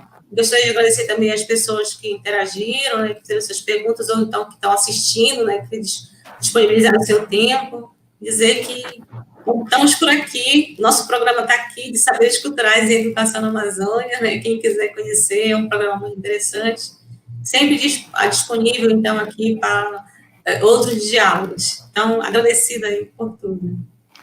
Muito obrigada, Maria Bethânia, estou muito feliz por você ter participado hoje, e agradeço também a todo mundo que acompanhou a gente até agora, pessoal que nos acompanhou, que fez suas perguntas no chat. Também agradecer aqui a toda a equipe que me ajudou, muito obrigada. Agradecer ao Psicocult, ao INEAC, né, o professor Frederico Policarpo, e pedir para as pessoas que gostaram da live, que possam se inscrever no canal aqui para vocês receberem notificações, que possam dar uma curtida, compartilhar com seus amigos.